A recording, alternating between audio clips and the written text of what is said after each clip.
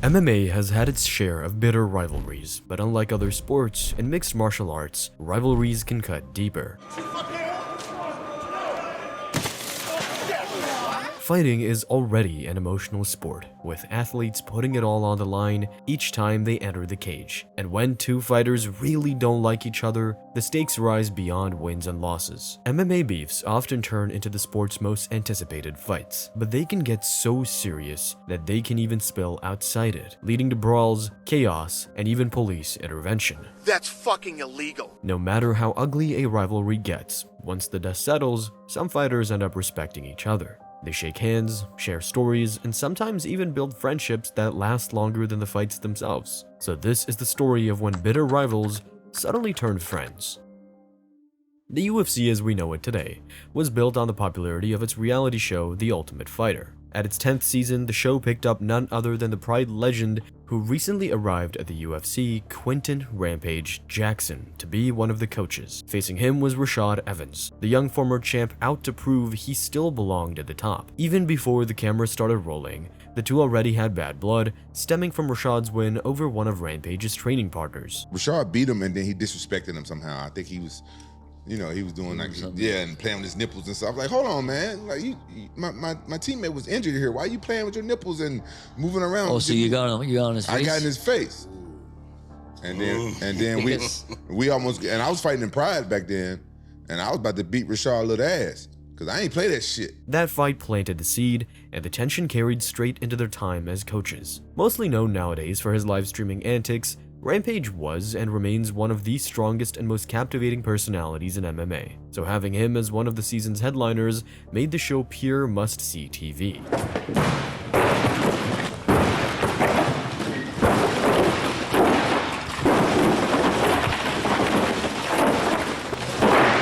You know what sucks about that? It shows everybody how cheap our doors are.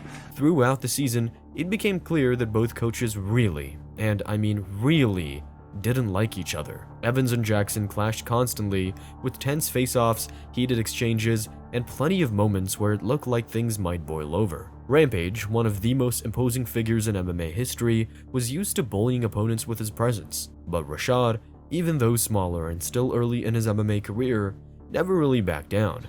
You a coward ass You a bitch. You a bitch. You a coward ass bitch. You in my face calling Rashad. Back up, dude. Back up, dude. Dude, I know you just didn't do that. Yes, I did. I know you just didn't do that. Yes, I did. Dude, You know I did. you came on my face. So what? To this day, Season 10 of The Ultimate Fighter is considered one of the most entertaining of all time. The roster was strong, yet the rivalry between Evans and Jackson is what kept fans glued to the screens. And tensions remained high after the show. More than just a beef between tough coaches, the fight also represented something bigger, a clash of generations between the old guard of Pride legends and the new wave of MMA. When the two finally met inside the octagon, it was regarded as one of the biggest rivalries the UFC had seen up to that point. At UFC 114, Rashad earned a unanimous decision victory, mixing up his striking and wrestling while keeping Rampage under constant pressure with takedown threats. But even as the fight ended, the feud between them looked like it was gonna last forever. He said a whole lot of stuff, I ain't gonna forget it, but you know what I'm saying, we both warriors, you know what I'm saying, like I'm not a sore loser, I'm a fighter, I've been a fighter all my life, but you know what I'm saying, I still ain't gonna forget the stuff he said. He still kissed my black ass. Yeah, I feel the same way, man. He can kiss my ass too. However, the fire didn't burn forever. Over the years, the animosity faded, and today they appear to be on good terms. While Rampage and Rashad's rivalry was all about entertainment, this next one had much higher stakes involving nationality, culture, and upbringing. During the time of Anderson Silva's reign as middleweight champion, the Brazilian was untouchable. He cleaned up the division, making easy work of legendary fighters like Dan Henderson and Vitor Belfort. Silva, GSP, and John Jones were, and to an extent still are, the most respected MMA fighters in the world. And in his prime, no one would dare to disrespect Anderson Silva. No one except one man. Anderson Silva, you absolutely suck! Chael came up in the middleweight division at a time when it had already been cleared out by the legendary Brazilian champion. Up until the night he faced Sonnen, Anderson was riding a 12-fight win streak. That run included 9 successful title defenses and even a move up in weight where he dismantled former light heavyweight champion Forrest Griffin. After Sonnen strung together a 3-fight win streak, the UFC decided to pair him against the Brazilian. At first, fans had little reason to care. On paper, it looked like just another routine title defense for Silva, another wrestler lined up to be dispatched with ease. But little did we know, Chael Sonnen was about to flip the script and change the entire sport while at it. Listen, guys, if you're not willing to go too far, you will never go far enough in life, and I don't care. I don't promote fights, I pick fights. I'm like John Jones, I sound like Sean Combs, and I got trombone-sized stones like John Holmes. He was the first fighter to really embrace the role of the heel inside the UFC. Brash, unapologetic, witty on the mic, Sonnen had everything it took to play the perfect villain. And when opportunity came, he picked a fight not only with Silva, but with the entire nation of Brazil. I was in Las Vegas when the Nogueira brothers first touched down in America. There was a bus that pulled up to a red light, and Little Nog tried to feed it a carrot while Big Nog was petting it. He thought it was a horse. He tried to feed a bus a carrot. And now you're telling me that country has computers? I didn't know that. Sonnen's self-promotion paid off handsomely. By the time UFC 117 came, everyone was looking to see if the American could back up all the talk he had been making. And to the surprise of most, Sonnen did far better than expected. On fight night, Chael was able to take and hold Anderson down seemingly at will. I mean, he won 4.5 rounds, Chael Sonnen. Yep, he almost won the title. It's such a legendary sports thing. Not UFC, but sports thing. How this guy's down like crazy in a title fight, a guy who's never been tested, was finally tested, and was losing. It was over. This guy, Chael Sonnen, was beating him. And then to get that triangle with, what, 40 seconds left, 2 minutes left, whatever it was. In one of the most iconic ends to a title fight ever, Silva pulled off a submission that will live forever in MMA history. After spending nearly 5 full rounds underneath Chael Sonnen, Silva locked in a triangle choke in the closing minutes of the fight. And despite losing, Sonnen proved he was more than just talk. Though that didn't stop the trash talk. In some parallel universe, you can hit a man 300 times, he wraps his legs around your head for 8 seconds, and they call him the winner. On the streets of Westland, Oregon, that is not the rules. I am the middleweight champion. I defended my championship tonight for the first time, and I am willing to give Anderson a shot at the true belt, the linear belt, the people's belt, from the best damn middleweight there's ever been. After losing the fight, Sonnen picked up 2 wins against Brian Stann and Michael Bisping, getting the chance to rematch Anderson 2 years after their first bout. Chael continued talking and promoting their fight. He even went as far as bringing up Silva's wife, a move many felt crossed the line. I will slap his manager as quick as I will slap his wife on the ass if she doesn't make me a steak medium rare. Just the way I like it. Up until that point, Silva tried not to pay much attention, but Sonnen's antics struck a nerve in Brazil, where fans rallied behind their champion, desperate to see him silence the brash American once and for all. For our country, for our population, everybody was very sad and very angry, is it correct? Yes. With his declarations, with his comments. By the ceremonial weigh-in, it was clear that Silva had finally been pushed past his limit. The calm, untouchable champion now carried the weight of an entire nation, and he looked angrier and more emotional than any other time we've seen him in the UFC.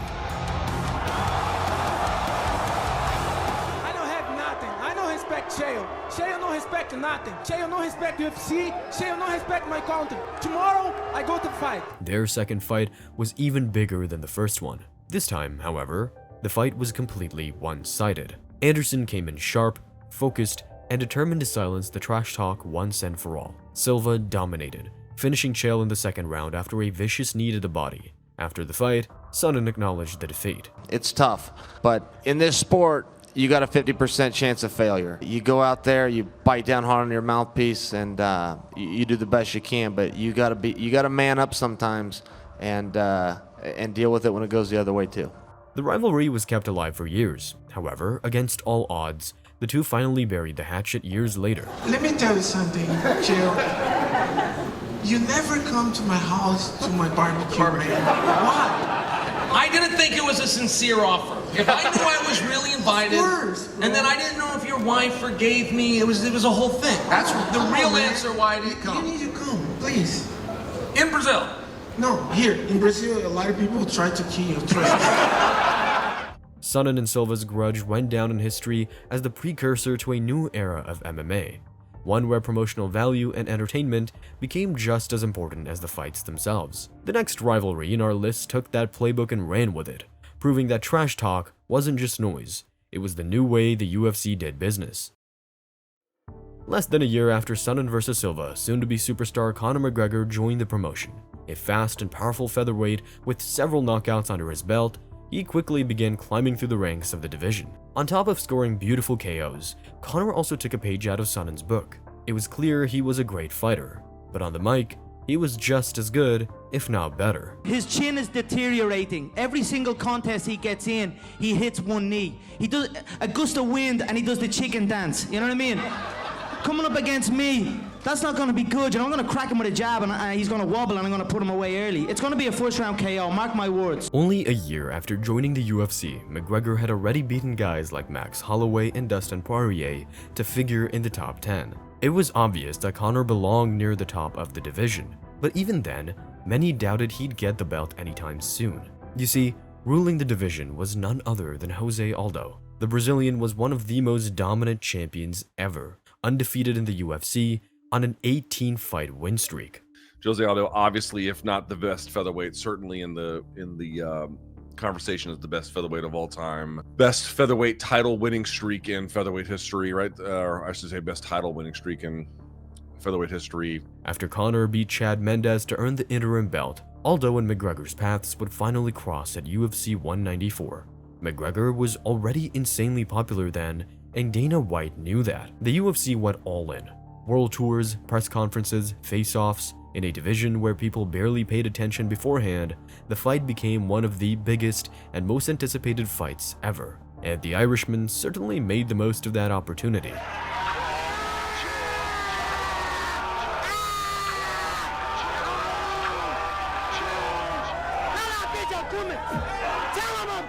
The two fighters traveled the world promoting the fight in a world tour of press conferences. It quickly became obvious that Aldo had no interest in the spotlight, and in fact, it started to wear on him. As for McGregor, well, the spotlight was perfect for him. I own this town. I own Rio de Janeiro. So for him to say he is the king and I am the joker, if this was a different time, I would invade his favela on horseback and kill anyone that was not fit to walk. But we are in a new time, so I'll whoop his ass in July. Similar to Anderson Silva, Aldo wasn't all too accustomed to being disrespected. After all, he was already MMA royalty, the biggest and most decorated featherweight in history. And looking back, it's clear, the trash talk, the antics, the constant pressure, it was all part of McGregor's mind games.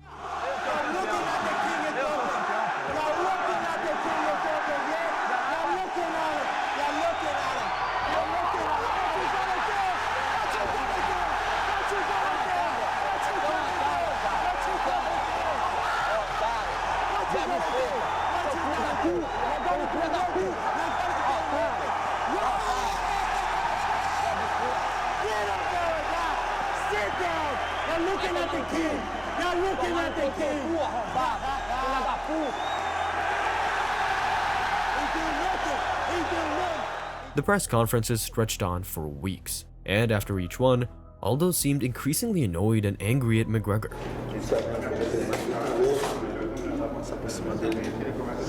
To this day, this was the biggest example of how heated rivalries and mind games can affect a fight. After weeks of promotion, the two met at UFC 194. Aldo came rushing in, only to be met with Conor's signature left hand. I felt when we stared down, I felt his right hand was twitching a little bit, but it was a subtle tell for me. He is ready to unload that right hand, but I feel that could be a downfall for him. If he lets that right hand go, I will not be there. At the end of the day, it only took McGregor 13 seconds to dispatch the greatest featherweight at the time. The fact that Aldo was so hell-bent on destroying Conor, he just was hell-bent, and Conor took advantage of that. It was immediate. Timing. Remember that? It was like, here we go, big fight. And there was like, what? It's over immediately? But this was a powerful punch. When you first look at that, boom, it's perfectly placed. Yeah, the accuracy's impeccable. Some people can just crack. And if you look at Conor's build, there's a lot of guys built like that that can fucking skin crack. I want to see it in slow motion. He's got real wide shoulders. He's real fast, and he's got big hands. Like all those things together, he's just got that freakish punch. There's just people that just have that kind of punch, man. For Conor, that moment was the start of what was going to be the most lucrative career a UFC fighter has ever had. So he never held a grudge against Jose. Good to see Aldo had a good win the other week. Yeah, man. Very We're happy to see that. him get the mantle back, you know. Man, I tell you what a warrior. What a warrior that man is. It was an honor to share the octagon. I would have loved him to do it again, you know. We deserved more, I thought. But, you know, a lot of respect for Jose Aldo. But for Aldo, he had everything to keep hating his former rival. He was insulted and disrespected outside the cage. And in the actual fight, the biggest of his career, the Brazilian only lasted a few seconds. However, years later, Aldo holds no resentment. I do have a lot of respect for him. We're friends. You know, we even follow each other on Instagram. We exchange dialogue there. And some fans sometimes come up to me and say, hey, do you feel like, you know, beating McGregor or something? I say, how can I do that, you know? That's the guy who gave me the most money. The featherweight rivalry between Conor and Jose will go down in history as the precursor to a new era of promotion in the UFC. And while the next feud wasn't the biggest, it may have been the funniest, featuring some of the worst trash talk, sharpest one-line comebacks, and one of the greatest underdog stories in UFC history. Bisping vs. Rockhold embodies one of the biggest underdog stories in MMA. Initially, the two fighters were on good terms. Despite being in the same weight class, their careers seemed like they were on different paths. While Luke was climbing through the division and was expected to fight for the belt anytime soon, Bisping was more of a journeyman, middle of the top 10 type of fighter. So there wasn't really any reason for animosity, and the two had even trained together in the past. Little did they know that those sparring rounds would end up being the very thing that sparked the rivalry. Luke very kindly came down to help me spar one day, and I was preparing for a fight. And on this TV show, they were asking me about, you know, the how the sparring session went with Luke. And I said, oh, you can't say it. And then I laughed, and I went, well, let's just say I'm the unofficial Strikeforce champion. And I laughed, everybody laughed. And then I even looked at the camera, I said, sorry, Luke, I'm just kidding. It was a joke. This guy cannot get over it, and ever since then, he's so upset about it, just won't shut up. Bisping and Rockhold first met in Sydney headlining a fight night card. In the fight, the result was as decisive as it gets. Luke dropped Bisping with a head kick and then choked him out with a one-arm guillotine. And despite the initial bad blood, the two fighters looked like they were ready to let bygones be bygones. I don't think we'll ever be best friends outside, but, you know, I respect him inside the octagon, Luke, no doubt. Congratulations, well done. Thank you. Thank you very much. But only a few years later, after Rockhold had already won the middleweight belt, this rivalry would come roaring back. What once looked settled was suddenly alive again, and this time the stakes were far higher. The thing about this rivalry, which was so captivating to fans, was the fact that Bisping's witty or British banter contrasted directly with Rockhold's persona. You see, Luke is a great fighter, but he is also pretty socially awkward. The stars are out tonight. The former UFC middleweight champion Luke Rockhold and one of the biggest superstars in the sport, Nate Diaz, in the building. And when these two contrasting personas collided, it was pure theater. That awkward dynamic made every press conference feel like a scene from The Office, with Bisping throwing jabs and Rockhold struggling to keep up. If you think something, the likelihood of it happening is very slim. If you believe in something, if you know something is going to happen, if you're confident in that situation, you will achieve things in life. That's how you overcome things. That's how you put yourself out there. You believe it and you achieve it. And that's what I do. I know what I'm going to do. I know that I'm better than this. Sounds like I the know worst that I'm going to knock him book out. you've ever read. Conceive, believe, achieve. Shut the fuck up. Listen. After Chris Weidman pulled out of his rematch against Rockhold, Bisping stepped up on short notice to save the card. By then, no one really gave him a shot at beating Luke. On top of being dominated in their first fight, Bisping was coming in on short notice, giving him barely any time to prepare. Even more egregious, the Britishman was pretty much blind in one eye, a fact that fans would only come to learn after his retirement. But what ensued was probably the biggest underdog moment in history. And then Luke was coming in, he hits me with a jab. As he hits me with the jab, I come right hook to the body, boom, left hook over the top. And as I come with the left hook over the top, you know when a good punch lands because you get the feedback on your knuckle, and then boof. I was like, whoa, hold on a minute. That was a good one, because I could tell, I could feel it, and then all of a sudden, boom, Rockhold goes down. and I saw it was almost like slow motion. This time around, the script had flipped. Bisping knocked out Luke in the first round, becoming the first British UFC champion. After their first fight, both fighters were pretty cordial to each other after it was all said and done. But this time, the bad blood remained hot. Luke, come on, buddy. When the shoe was on the other foot, I leaned over and thanked you at this moment in time. I said, well done. Yeah, and I actually picked you up off the canvas. And you, being the dick you are, came up to me and was a bitch I shook about your it. hand, and you said, I already shook your hand and told me to fuck off, basically. You asked me, do you know who you are? Do you know where you are, buddy? Yeah, that's after you were... Hey, buddy, you got knocked the fuck out. You got knocked out, buddy. Sit down, shut up. You got lucky. All right, lucky. Yeah, real lucky. Bisping. First round, buddy. First round. What an asshole, guys. I will come back and fucking kill you. If anything, their last fight only furthered the rivalry. Rockhold spent months following trying to get a rematch, while Bisping was more interested in using his leverage as a champion to get money fights. That was the kind of beef that felt deeply personal, the sort that lingers for years. But to the surprise of everyone, today, both of them are on good terms. You know what? I'd hate to fight Bisping these days because you get in a stare down and you really wouldn't know what the fuck he's thinking. Oh my God, dude. Hey, don't start that. Me and Bisping, we still brothers, man. Don't start that. I don't need your help. I've knocked him out once before. I can do it again. Hold on. Hey, same here. Hold on. Before we even talk about that, let's just settle down over here, dude. You're getting a little crazy. He's getting a little antsy. You just felt the way he grabbed me. Because he still trains every day. 7 days a week, this guy trains. Bro, relax. Are you guys friends now? Is all is good? Are you guys cool? We're fine. Well, are you guys 1-1? We're 1-1. Oh, okay. Yeah, but it's okay. It's all good.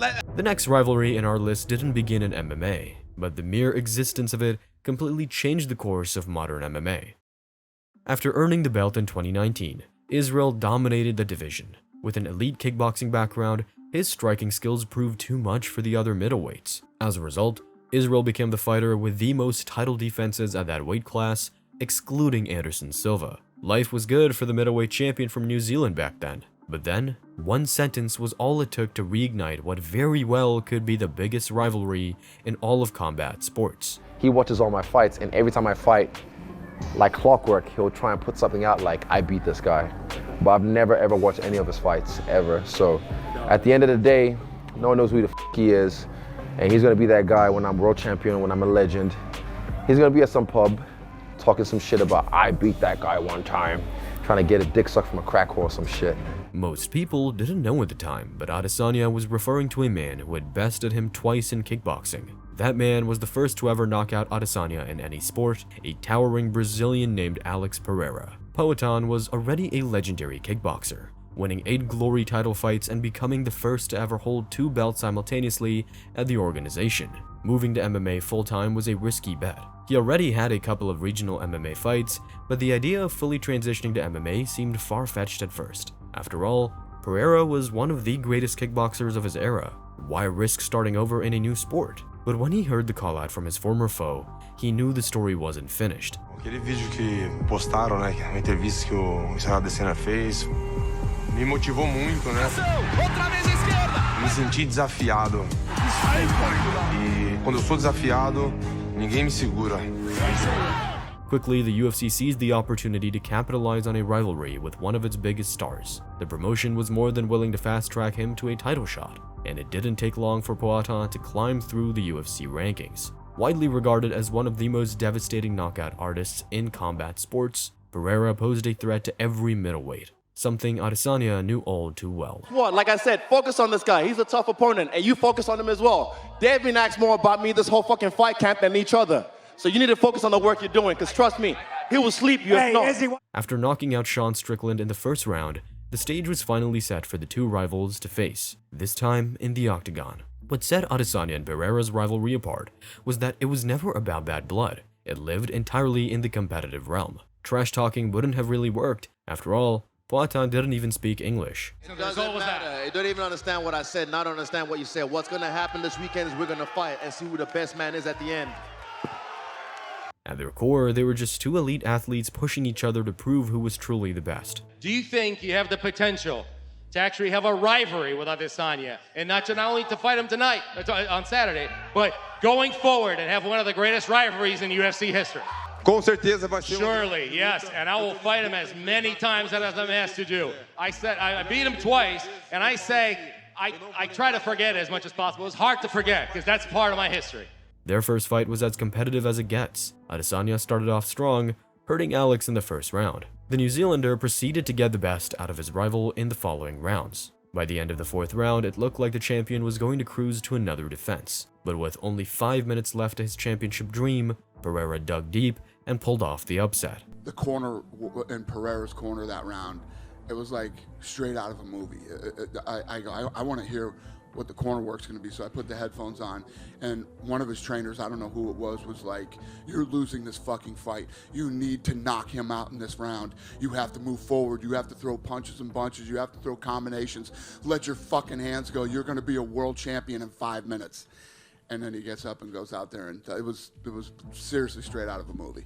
Poatan finished Adesanya with strikes in the very last round of the fight. He not only became the new champ, but also further cemented his hold over Adesanya. 3 wins across 2 sports, and now the UFC belt to prove it. But can a rivalry even be called that if only one guy wins? As a longtime champion, Israel got the chance of an immediate rematch. It was his last chance to try and get one back over Pereira. The two met once again at UFC 287. This time, however, Adesanya was the challenger and the underdog. People thought Pereira had him figured out, but at the second round, Israel landed clean, knocking the Brazilian giant out cold.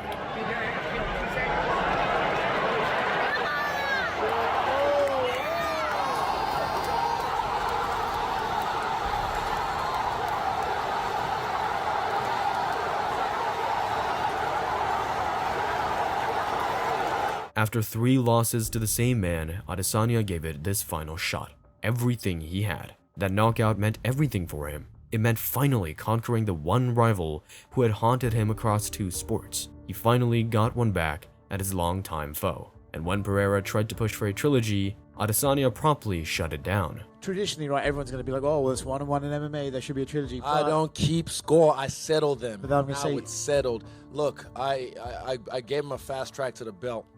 You know, I could have said, nah, fuck no, who has he fought? Like, he fought one top 5. Nah, but, you know, he did well, fought some all right guys, and beat fucking Strickland. I was like, okay, fine, there's no one else. But also, I was looking for that challenge. The guy that beat me in kickboxing, I was looking for that challenge. That's why I took that fight. The rematch, I got the immediate rematch because of what I've done in this game. I won the belt against Kevin.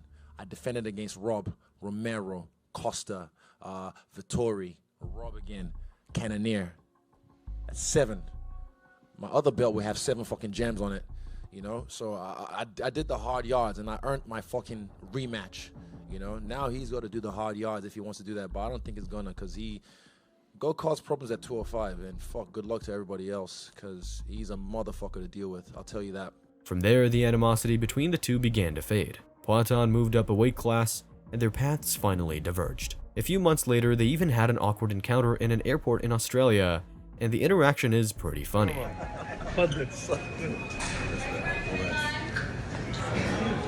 While the competitiveness was always there, they never truly hated each other. From the kickboxing days all the way to Adesanya's redemption, this rivalry played out over almost a decade. But now that it is all over between the two, the only thing that seemed to have lasted out of that feud was respect. God blessed me with a great opponent like Alex Pereira, blessed me with a great challenge like that. And it's easy to say that now on this side, but fuck, you know, it takes a lot to take on that man. And I always knew that it would have history, and I always knew I could best him. And I'm glad God blessed me with that challenge to be able to rise to the occasion. Pereira even invited Adesanya to train with him, and over time the rivalry has cooled, with both men showing signs of camaraderie.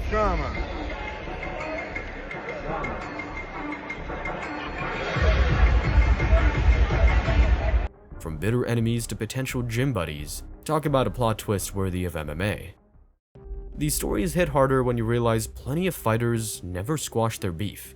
Hey pussy, are you still there? I'm here. Disagreements in the sport can quickly turn personal, especially when trash talk spills outside the cage.